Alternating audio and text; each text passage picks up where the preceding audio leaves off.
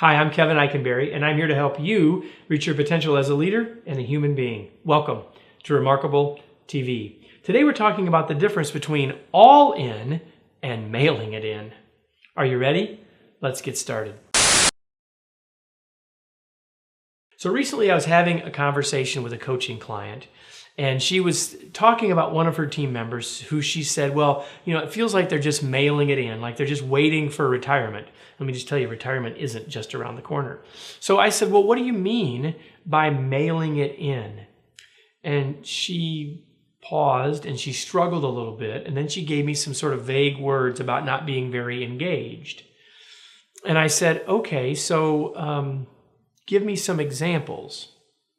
And then, with a little coaxing and a little thought, she was able to be much more specific, and that gives us a chance to be successful. So what I said, so what you really are trying to do is to get them to all in as opposed to feeling like they're mailing it in, right? And she said, exactly. She said, so how do you do it? I said, well, the first thing you got to do is you got to get to specifics. Because the minute that you talk about someone mailing it in, you've placed a label on them and a whole bunch of other negative stuff starts to happen in terms of what you're looking for, etc. So specifics help us get past the labels and help us move people towards all in from simply, quote unquote, mailing it in. So what can we do? Got 4 things for you. The first one is, I've already said, which is to share specific expectations.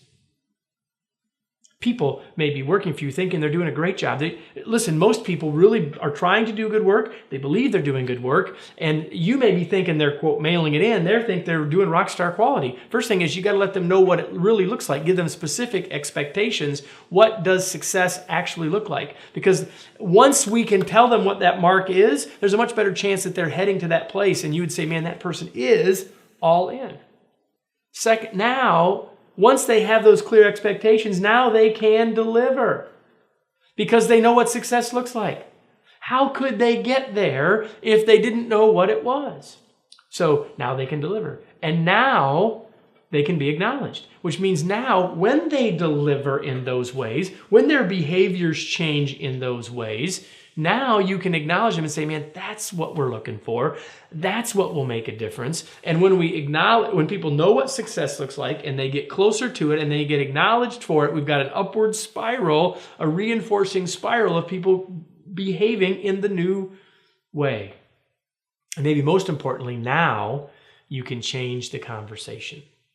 Now your conversation with them can be about specifics. Now your conversation with them can be about success. Now your conversation with them can be about how they are succeeding, as opposed to the non-conversation you're having with them now in your own head about, oh man, they're just mailing it in. They're not really engaged. They don't really have ownership. They're not accountable. Whatever words you want to put around that. We got to get to specifics. Once we get to specifics, we got a shot because now we're clear.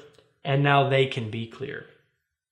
At the start of my story, I said I asked my client, what did they mean? And they struggled. Now, I'm not picking on my client. What I'm saying is that's normal. The reality is that we often don't know what we're looking for. And if we don't know, how can they possibly ever know? That leads us to today's tweet. If you want your team to be all in, let them know what that looks like to you. Getting people to all in, highly committed, owners of their work is the goal of all great coaches. And if you want to be a great coach, I'd encourage you to watch this now. We see it everywhere, from movie stars to world-class athletes to high-powered executives. The most successful people in the world in all endeavors have coaches. They understand that without coaching, without feedback, without guidance, without help, they will not achieve their potential. And if you want your team to be successful, and I assume you do, it's your job to provide this coaching. But while coaching is one of our most important responsibilities, it's also the most often overlooked. When you make the effort and coach successfully, you can build greater accountability, solve performance problems, help your rock stars achieve new heights, create greater engagement, get better results, and ultimately make your job easier. Because the bottom line is this: coaching is a critically important part of your job as a leader. If your team isn't performing well, you're not doing your job. And that's why I developed the Remarkable Coaching Workshop.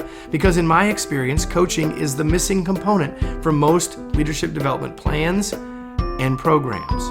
In this 2-day, interactive, practical, and fun learning experience, you'll learn how to effectively help your team members achieve more and be more successful.